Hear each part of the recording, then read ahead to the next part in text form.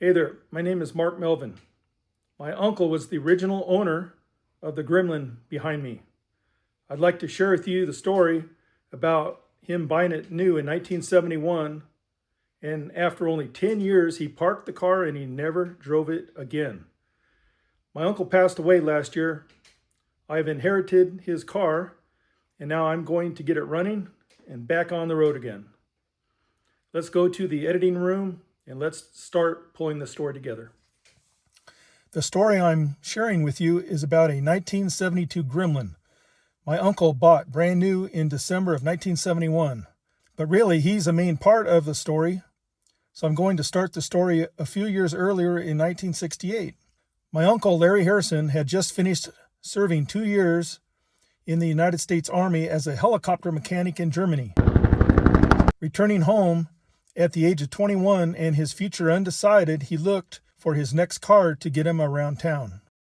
A forest green 1968 American Motors 390 4-speed AMX caught my uncle's eye, and it became the center of attention for him for years to come. Being a gearhead, the car's hood was up often while he wrenched away underneath. With a dual quad carburetor manifold, he would take his AMX to the local Irwindale Raceway and meet up with other AMX owners and make runs down the drag strip.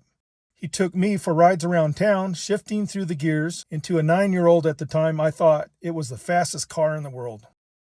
9 years later, in 1977, I turned 18 years old. My uncle spotted a red 1969 AMX sitting in the backyard of a house next to the freeway with a for sale sign on it. Together, we returned to look at it. The owner tossed the keys to me and said, "Go test drive it." Returning from the test drive, I paid the man $1,200 cash and drove my first car home, which I still have 49 years later to this date.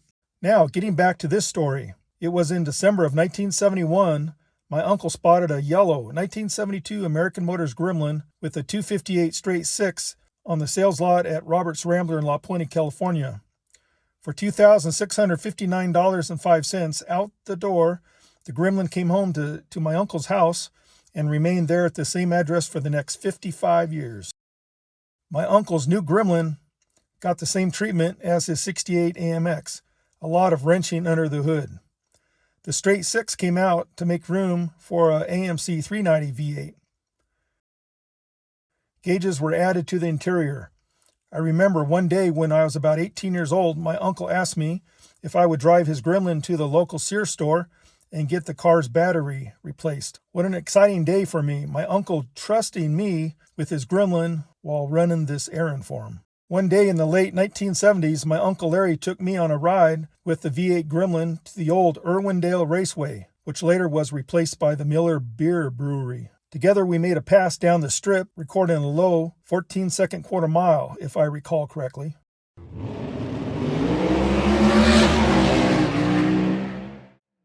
On the way back to the starting line, he had me hop out for the second run, hoping a lighter car would give him a quicker time. I took this photo from the top of the grandstand. My uncle had even bigger plans for the Gremlin. He decided to do a big block Chevy 454 engine swap. He really put a lot of thought into making the swap happen. He tied the Gremlin subframes together and swapped out the AMC rear end for a stronger GM rear end. He logically picked the GM Turbo 400 transmission to go behind the Chevy 454 engine. He tubbed the rear end to fit 10-inch tires. He bought the Chevy 454 engine and had it sent to a machine shop to be blueprinted. He ended up losing the engine to the machine shop because it had been sent in along with 2 other engines, and the other guy couldn't pay his bill, and the machine shop wouldn't release my uncle's engine until all 3 were paid for. My uncle had to come up with a second 454 engine, which this time he sent in for machine work on his own dime. By some time around 1980, the Gremlin 454 engine swap was complete. To accommodate larger 15-inch wheels, my uncle had the wheel wells flared at each corner and added Pontiac Firebird type air scoops behind the front fender wheel wells. My uncle couldn't resist doing a burnout at the paint and body shop. To finish the project off, he had the car repainted Corvette yellow. He started to take friends and family for rides in the Gremlin. I remember my first ride in the Gremlin after the engine swap. He turned right out of our neighborhood block onto Valley Boulevard. Rolling about 30 miles an hour, he stood on the gas pedal and the engine's 450 horsepower roared to life. My uncle didn't keep his foot in it very long, but for those few seconds, I was like, holy crap. He started to drive the Gremlin to work each day and was enjoying the fruits of his labor after completing the Gremlin's engine swap. But the satisfaction of completing the 454 engine swap project didn't last long. Disaster struck soon afterwards.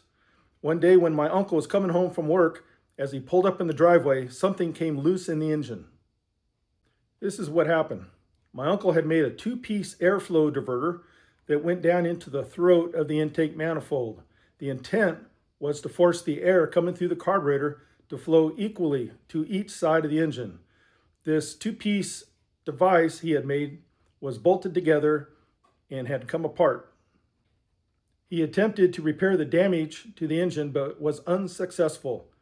Not knowing the scope of damage to the engine, he decided to park the car until he could fix it properly, as he didn't want the damage to get worse or possibly destroy the engine. But life got in the way of my uncle ever working on this car again. From the early 1980s until 2026, the Gremlin sat motionless in the garage. Around 2001, I stopped by my uncle's house one day to say hi. I said to him, "Hey, we need to get the Gremlin running again, you know?" He replied, "Yeah, I know. Well, let's put a battery in it, start it up. Maybe we'll find out what's wrong with it." However, at the time, it just turned out to be a thought, and the car would sit for another 20 years. Part 1 of the Gremlin story ends here, and we'll take a whole new direction in Part 2. You'll see what happens next as the Gremlin emerges from a 45-year hibernation into the sunlight. Thank you for watching.